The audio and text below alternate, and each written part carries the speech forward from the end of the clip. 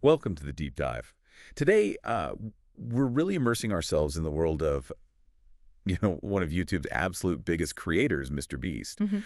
We've gathered a whole stack of fascinating sources, articles, news reports, some deeper research, too, to unpack his latest ventures. Yeah, Our mission, right. well, it's to pull out those really important nuggets of knowledge, uncover the maybe surprising facts, and get to the heart of what's actually driving the spectacle behind it all. Exactly. We'll be looking at, well, everything from his huge philanthropic stunts and those experimental tech projects he does, Yeah.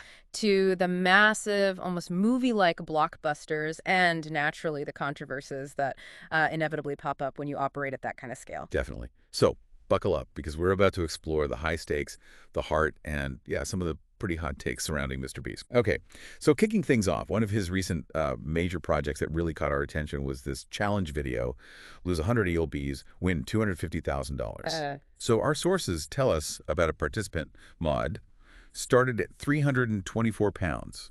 He was given a year, basically, in a gym to lose 100 pounds for that $250,000 prize.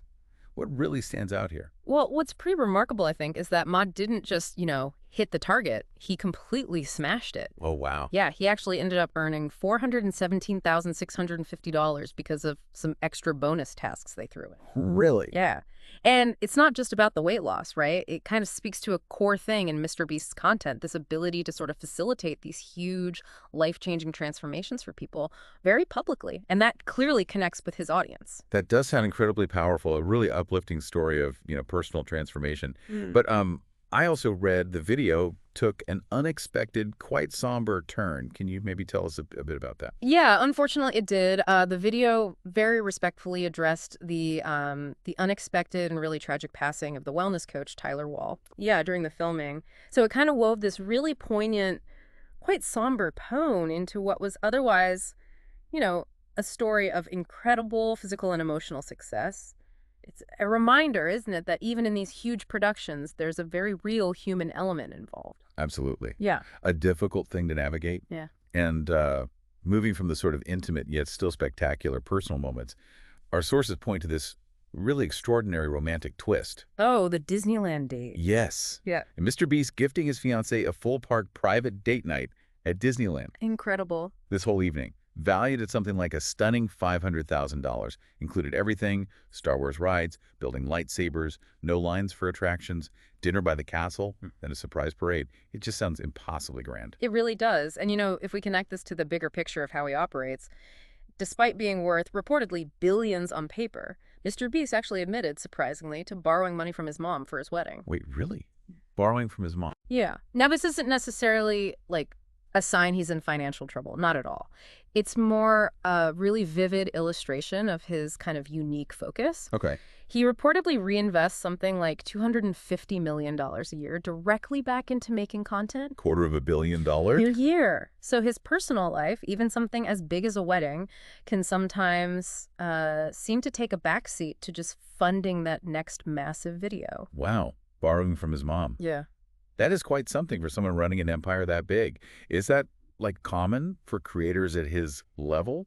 Or does it really say something unique about his specific way of doing business, his priorities? Oh, it's highly unique, definitely. Most creators, even the absolute top tier ones, they just aren't operating with a $250 million annual production budget. Right. It really does highlight his extreme, almost you could say aggressive reinvestment strategy.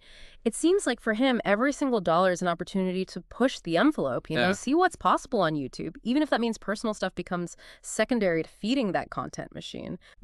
Quite the focus.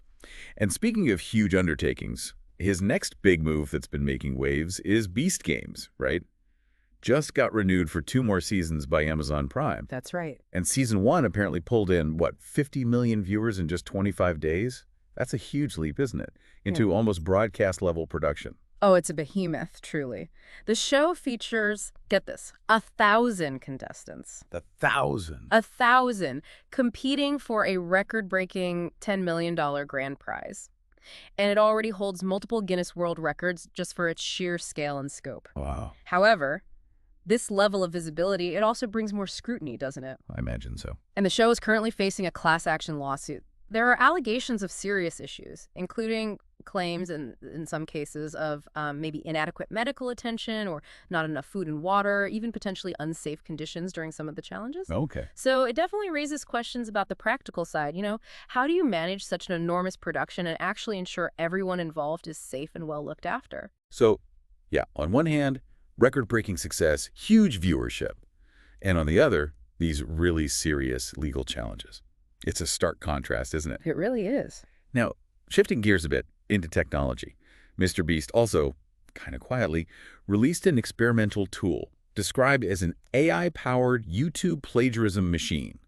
Now, that sounds both innovative and potentially quite controversial. What's the sort of core of the backlash it's sparking? And what bigger ethical questions is it bringing up for, like, the whole digital space? Well, what's fascinating here is how this move has indeed sparked pretty significant backlash online. The tool, as I understand it, is designed to automatically spot re-uploads or, highly similar content on YouTube. Ostensibly, the idea is to protect intellectual property. Okay, makes sense on the surface. Right. But it's triggered these widespread discussions about AI ethics, about the very idea of content originality, especially in today's kind of remix culture online. Yeah, right. And whether this kind of tech fundamentally undermines genuine creativity or maybe even things like fair use in the digital space. So the core tension is really between, protecting a creator's work and potentially stifling that collaborative, sometimes derivative nature of online content. Yeah, that's definitely a tricky line to walk. And finally, we do have to touch on some recent controversies that have sort of spilled out beyond just the digital world, particularly one involving ancient Mayan ruins. Ah, yes, Chichén Itzá. Exactly. In May, footage of MrBeast exploring the ruins there drew quite a bit of criticism.